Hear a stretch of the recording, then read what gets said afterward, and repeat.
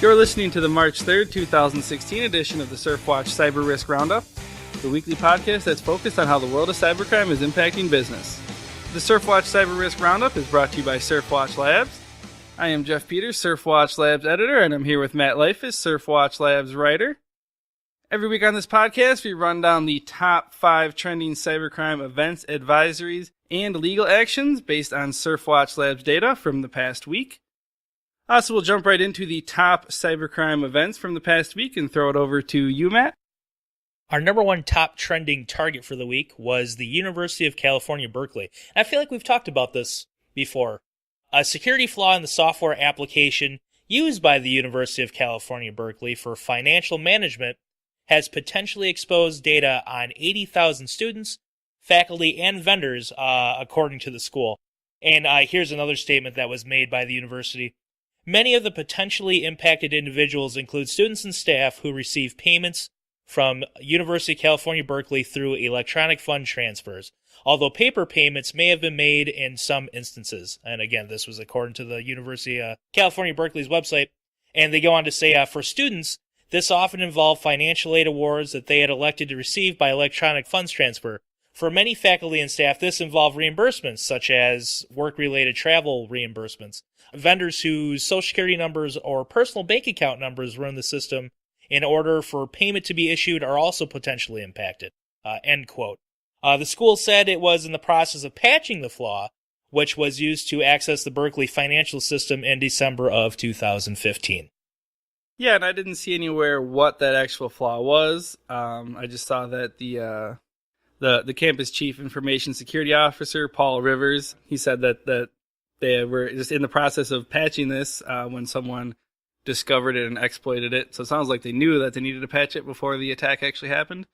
What I thought was interesting, he said that this is actually the third significant breach within the past 5 years. I was going to say, I'm pretty sure we've talked about this before within the last year or maybe even so. Yeah, I think the most recent one was April 2015. It was kind of a smaller data breach. I think it only affected a couple hundred people, but that involved unauthorized access to a campus web server that was maintained within UC Berkeley's Division of Equality and Inclusion. But that only affected, I think, 260 undergrad students and about 290 parents and other individuals. So that was a little smaller than this one, because this one, I think, is what, 80,000. Or 80,000. Yep. 80,000, yeah. Once you get into the a certain thousand, I get. No, I'm just kidding. One of them was 63,000. That was the University of Central Florida, I think, was 63,000. Oh, okay. That was a couple weeks ago. So yeah, that was the top story, another university breach. The number 2 story this week was Time Warner. They were hacked by Team Poison. Ooh, it's a pretty scary name there. It is. It's pretty intimidating. So telecom company Time Warner, they had its Cable Business Class Managed Security Solutions portal. That's a mouthful. That was hacked by this hacktivist group, Team Poison. The hackers defaced the page with this clever message here. It says, "Greetings, Time Warner Cable. Team Poison back here with another release. This time we decided to target Time Warner Cable. Why? Because why the F not?" More brilliant soliloquies from the hacker community. But basically with this, they defaced it, but then they also released a cache of data. I think there was 4,191 records that they dumped, supposedly containing IDs, usernames, email addresses, and encrypted passwords. So there was more than just the defacement there. Yeah, and this is actually the second time this year that Time Warner's made news.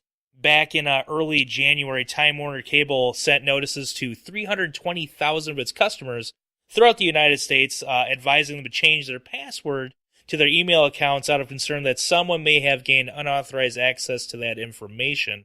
But there's no evidence to suggest that there was an actual breach. And I haven't really heard anything else besides the initial news of that. And this Team Poison is saying they kind of alluded to that this is not the first time that they've done something. Not saying that they had anything to do with that, but we don't know anything else. Yeah, it's interesting that the top couple targets this week all have kind of repeat breaches or repeat incidents going on here. Moving on to the number 3 trending target this week was Snapchat. They put up on their blog that they had some employee information potentially compromised because a Snapchat employee was fooled by a phishing email, and this email impersonated the company's CEO. And this employee ended up forwarding employee payroll information to an outside party, to these imposters.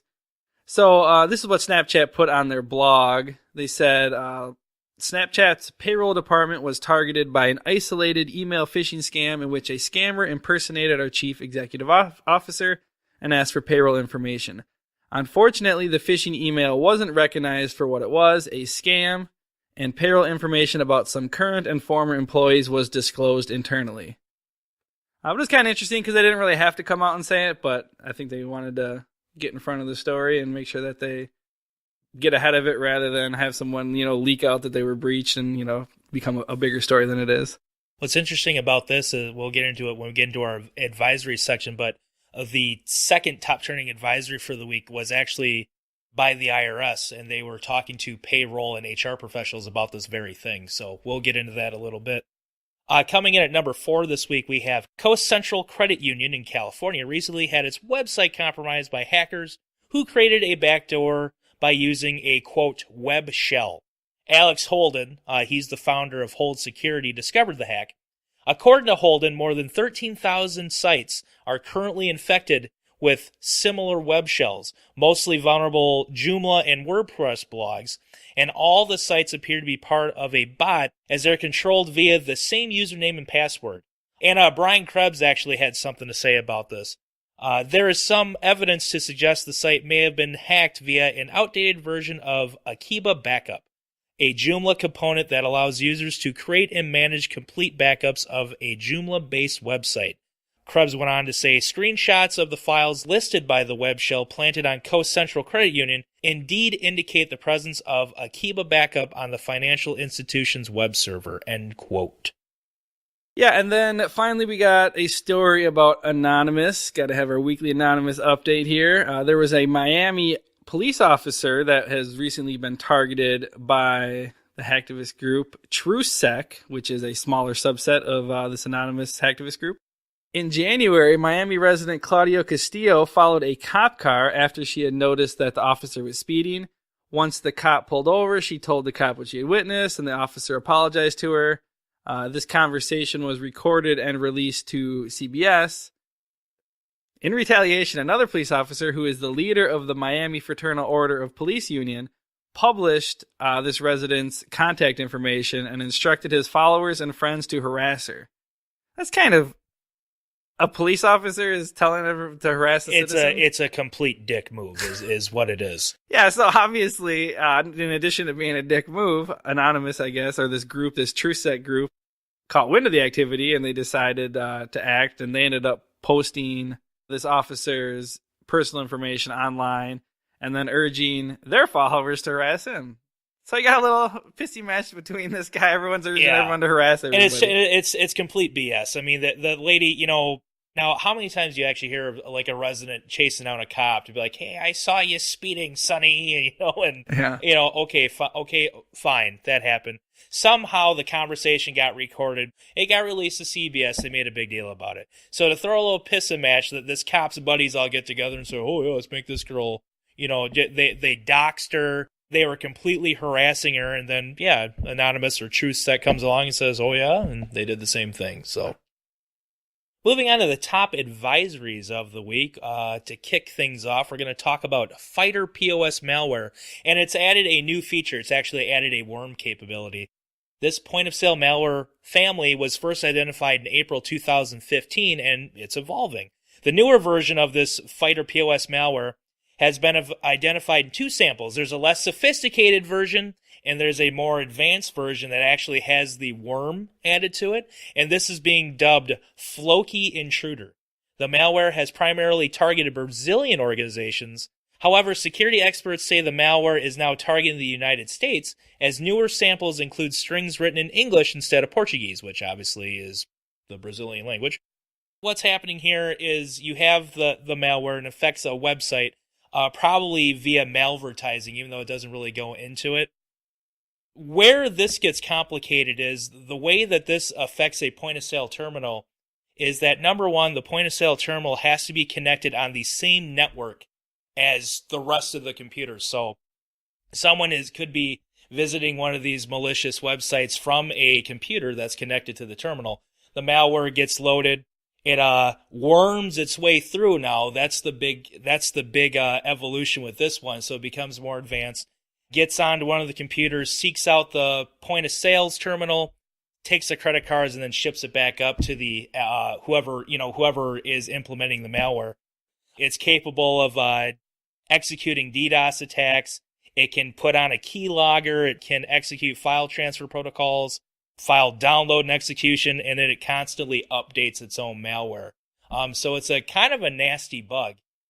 Some of the actions here, or one of the main action when it comes to looking at this malware, companies need to start looking at their point of sales terminal and having them on their own separate network, so they're not connected to the overall network. Because if you do that, this malware won't be able to find your point of sales network. And also, if you have a situation where you're able to surf the web on a network that is connected to the point of sale terminal, don't do that. Because all you're gonna do, you just put the point of sale terminal at risk. So it's a nasty bug. It's been out there since I believe April 2014, and it's pretty big. There's been 22,000 credit card dumps tied to this malware just in Brazil, and as of right now, about 6% of the attacks attributed to this malware are in the United States. So it is growing. That's up from 4% in last year. Yeah, and you hear, the best practice recommendation, like you said, to segment your network and things. But I wonder how many people obviously aren't doing that. If there's 22,000 dumps just in Brazil alone, obviously there's a large percentage of people that aren't implementing that. Yeah, and it doesn't go into how big the dumps were, but I mean, it's, from what I understand, this is a very, very successful malware, and it actually sells off. It's a malware as a service, and people buy it, and it's from, I can't remember the exact number, but it's pretty expensive too, and it's very effective. Yeah, and then moving on with the advisories, like Matt said at the top of the podcast, we had some stuff from the IRS. We actually had two pieces of news from the IRS. One I'll just touch on real quick was an update. Last year, the IRS had its Get transcript service. I don't want to call it breach, but basically cyber criminals were exploiting it in order to get tax returns. So just last week, the IRS issued some revised numbers on that. The Treasury Inspector General for Tax Administration, they finished their 9-month-long investigation, and they found that an additional 390,000 taxpayer accounts were potentially accessed with this attack. So it was, 300 and something thousand that were, I think it was about 310,000 or so that were initially potentially compromised, and now that number is up to over 700,000. I don't think that's anything new, is it? Really, though? I think we've seen quite a few times where people are like, oh, here's this figure. This is how many people were affected. Maybe part of that is because they don't know the whole story, but couldn't it be partially a little bit they're just trying to play it down? Like, yeah. Well, it's kind of a tough situation when you're a company, because it's like, on one hand, if you come forward right away with the information you have, then chances are, you're going to do these 9-month-long investigations. You're going to find more things, and then you're going to have to revise the numbers. But if you wait a whole year to announce it, then people are going to be all over you about that. True. But that was just one thing. Obviously there's continuing problems with the IRS and security and people reporting. Some of the people that were reporting that they had their tax returns fraudulently filed for them last year are reporting the same thing this year. It's happening again for the second year in a row. But the main piece of news here this week besides that is that the IRS has issued a warning to payroll and HR professionals regarding phishing scams that are targeting these departments. In the scam, the phisher poses as a business executive and asks for information belonging to workers. Yeah, that's basically what happened at Snapchat recently. Several payroll and human resource professionals have already fallen victim to similar scams like that one. So sometimes they'll ask for an individual W-2 or an earnings summary of all the W-2 for the company staff. They'll ask for an updated list of employees with full details, different things like that that they can then use in order to do these different tax-related scams. Naughty, naughty, naughty. Moving on, and here's another study. I like to talk about these studies because a lot of times we talk about, some of the threats out there, but here's a lot of research that gets done. You can really take a look at an organization and see, wow, that's what's going on there. But here's it's a Ponemon study. It's their 2016 State of Cybersecurity in Healthcare Organization study. And the report found that on average, healthcare organizations suffer one cyber attack per month. The founder of Ponemon Institute, Larry Ponemon, had this to say about the research.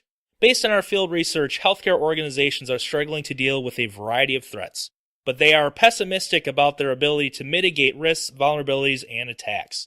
As evidenced by the headline-grabbing data breaches over the past few years at large insurers and healthcare systems, hackers are finding the most lucrative information in patient medical records. And just to give you an idea, the report surveyed 535 IT and IT security practitioners in small to medium-sized healthcare organizations in the U.S. To get the results for the study. So clearly that doesn't cover every single organization, but on average, that's what they found. Yeah, and I was just doing some research on healthcare cybercrime, and there was another study from Ponemon that came out sometime in 2015. But basically with that study, they said that 2015 was essentially the first year where criminal attacks were the most prevalent cause of data breaches. Previously it's, been like, lost or stolen laptops, things like that.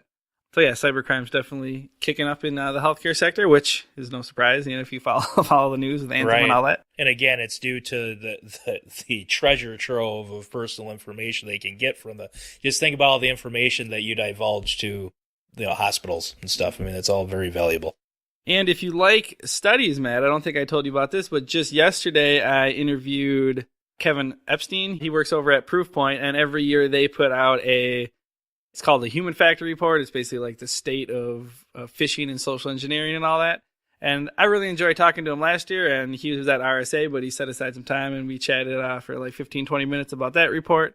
So that's going to be on our Cyber Chat podcast next week. So if you're interested in listening to that's always one of my favorite reports because, like you said, you hear all this stuff about malware and all this different attacks. So it's kind of nice to see, because social engineering is such a big part of it. So it's nice to see they always have a good, pretty in-depth report on how the trends are changing and how they're delivering these email attacks and what other, kind of attacks they're going through. Moving on to number 4. This is actually probably one of the bigger stories this week was this Drown vulnerability. And it's big because, kind of like Heartbleed, I think Heartbleed kind of set the trend with they have the website and the name and everything. Right. There's a website, drownattack.com. I'm looking at it right now. You can go and you can find all the information on this vulnerability.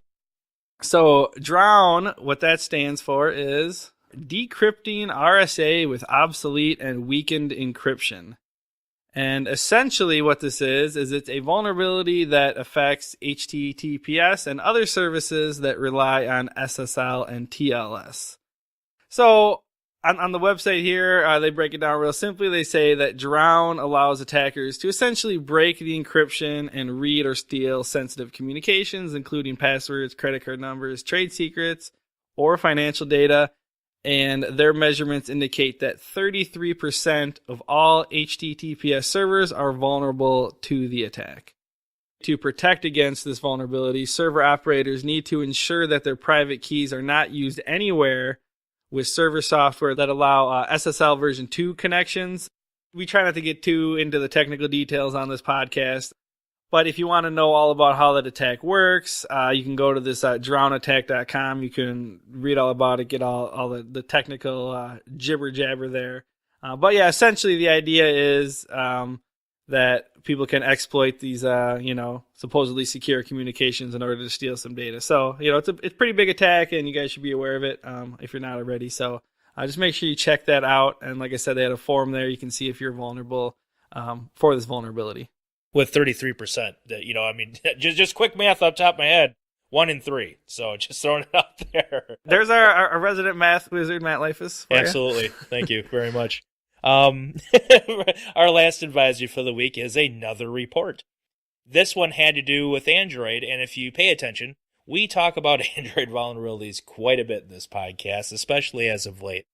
A new report released by German security firm G-Data shows a large increase in Android malware activity. According to the report, more than 2.3 million Android malware samples were detected in 2015, which is an all-time high record and 50% more than 2014.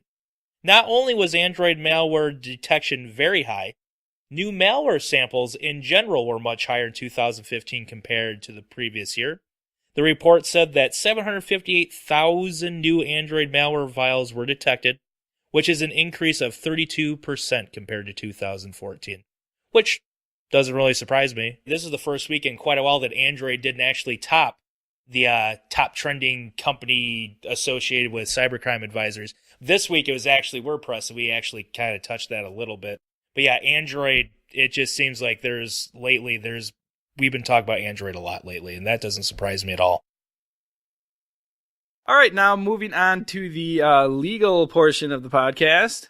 There's a few legal stories this week, but I guess the biggest one, just because of everything that's going on between the Apple and the FBI and San Bernardino and all that, there was a ruling, a New York judge ruled that Apple cannot be forced to unlock the iPhone in like a criminal investigation. Now, this isn't related to the San Bernardino shooter's phone. It's a separate case. But people are saying that this ruling could bolster Apple's case where, that because the FBI is basically essentially asking them to create the software to circumvent iPhone security measures to get into the San Bernardino shooter's phone. But this was a separate case. It was a drug case in New York, and the New York judge ruled on Monday that the government can't force Apple to unlock the phone. And what's interesting here is that the New York case and the San Bernardino case, the government's citing in both cases this All Writs Act, which apparently is the 1798 law, which according to this judge can't be used, and the 1994 Communications Assistant for Law Enforcement Act actually exempts Apple from this kind of request. At least according to this New York judge. Now, obviously, what's going on in San Bernardino, that's a different district, different courts, so the judge could rule different, but if you're Apple, you got to be happy about this because obviously they're going to use this ruling to kind of cite and say, hey, this is what these other courts are saying. The judge is James Orenstein, and he wrote that when talking about this old law, he said that the implications of the government's position are so far-reaching both in terms of what it would allow today and what it implies about congressional intent in 1789 as to produce impermissibly absurd results.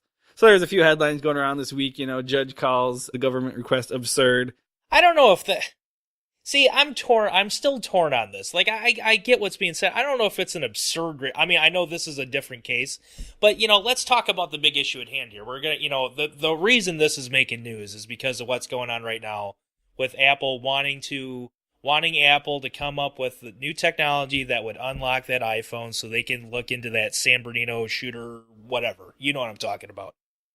There's a part of me that thinks that's a reasonable request, though. I mean, I understand what's at play on both sides, but we have an opportunity here to possibly stop future happenings. I'll say. I mean, I'm not completely knowledgeable of everything that's going on with that situation, but. Well, I guess the counter argument is if you can request that Apple has to build software in order to give the government access to something, then where does it stop? I mean, you could do that with other companies and, other situations or other countries, like everyone says, well, what if China wants Apple to build a backdoor in? This judge here he's just ruling basically based on this All Writs Act. He said that this is not a decision on whether the government should be able to force Apple to help it unlock a specific device. It's basically just a decision based on, hey, this All Writs Act isn't the path to legally go down that road. Well, it's going to be a hot topic for certainly in the near future. It's it's politics season, and there's a lot. We're going to be hearing more about this, so we'll probably be talking about this in another podcast in the future. Moving on, we have we're going to talk about the University of Central Florida, and they're facing another class action lawsuit. A second, as a matter of fact, class action lawsuit has been filed against the university over a data breach that affected 63,000 current and former students and employees.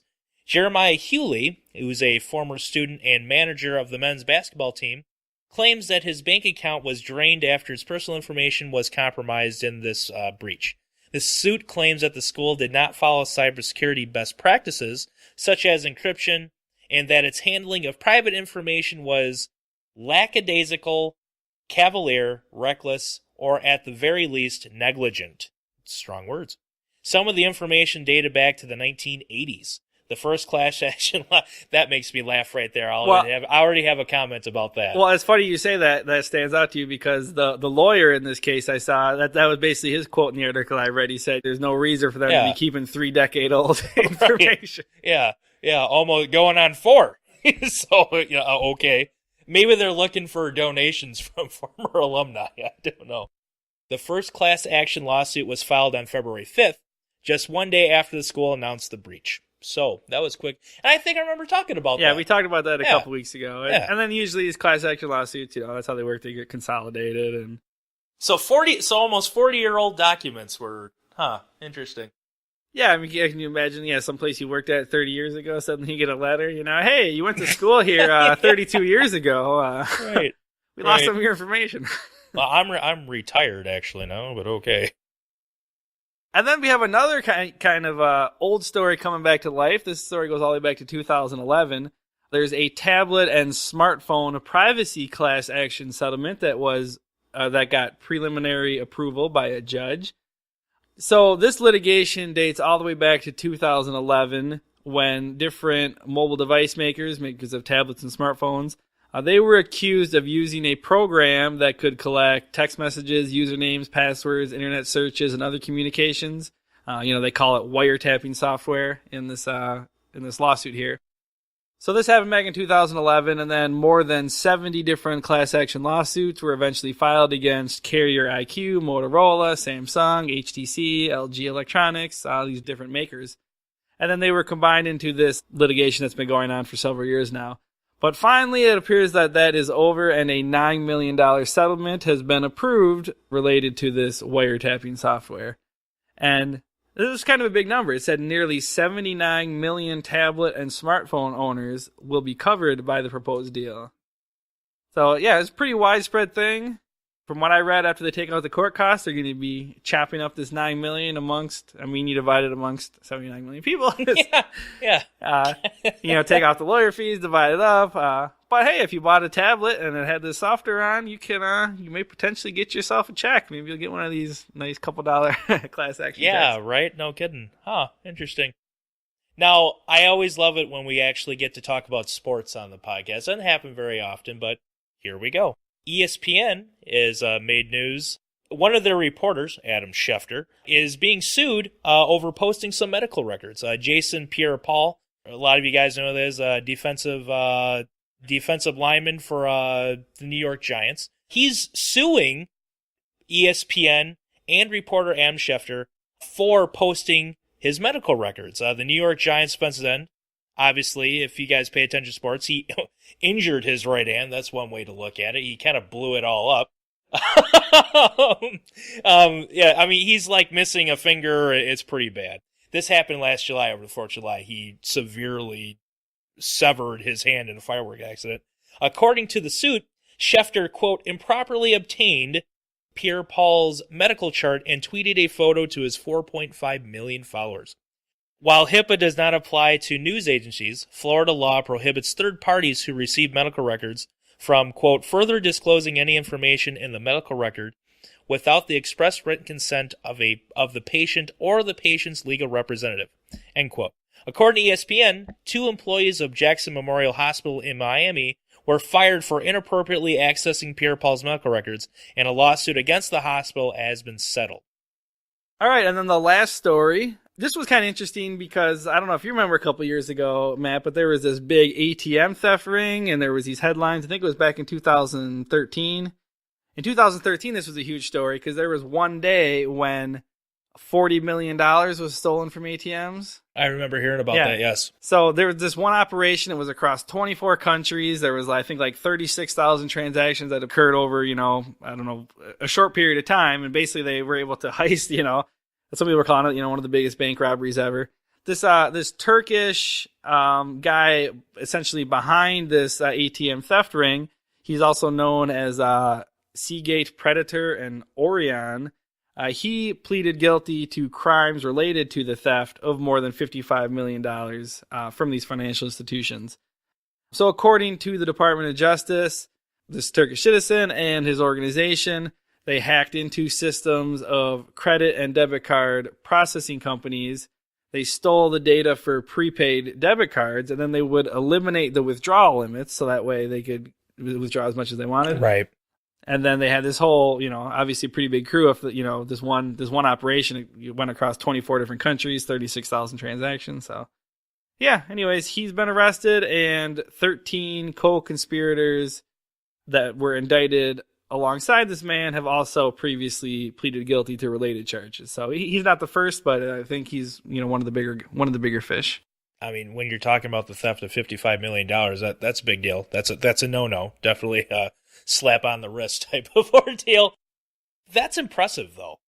This guy had, so you're saying in one operation, crews in 24 different countries all work together to pull this off? That's insane. We can't all get together to make a town hall meeting, about important issues. These guys all get together, 24 different countries, all in communication, and they pull off 36,000 transactions and withdraw $40 million from ATMs. That's just insane. They've been looking for him for a few years. He was on the hunt for a couple years, and then they were trying to extradite him, I think, for a year and a half. So it's kind of been a long time coming. And that wraps up the legal section of the podcast. Now we'll move on to the funny story of the week. Did you know cybersecurity talent is lacking? We're having trouble filling spots. Yeah, you see a lot of articles about how companies can't find enough talent. Yeah, we see that on the good guy side of everything, but guess what? That's also a bad guy problem as well. According to a report from Digital Shadows, cybercriminals are having trouble finding qualified candidates, if you want to say that, malware writers, exploit developers, botnet operators, and mules. One of the big problems is that cybercriminals, obviously, they have very limited options when it comes to advertising for these open positions. Career builder. Yeah, yeah. The reason being because it's illegal and everything, what they're trying to do. But there is another dilemma. Say you find an interested party who wants to help out with your criminal enterprise. Not only do they have to be willing to break the law and go to jail. You have to be able to trust them. It's a complicated thing. So don't fret, United States government and other IT companies. You are not the only people that are having a problem finding qualified cybersecurity candidates to fill positions. And that story wraps up this week's Surfwatch Cyber Risk Roundup. As always, the Surfwatch Cyber Risk Roundup is brought to you by Surfwatch Labs. Surfwatch Labs delivers cyber risk intelligence solutions that help organizations understand the potential for cyber attacks, determine the impact to their business, and proactively address threats head-on. For weekly interviews with cyber experts, check out Surfwatch Labs' other podcast, The Cyber Chat. And for more information on cyber risk intelligence, check out surfwatchlabs.com.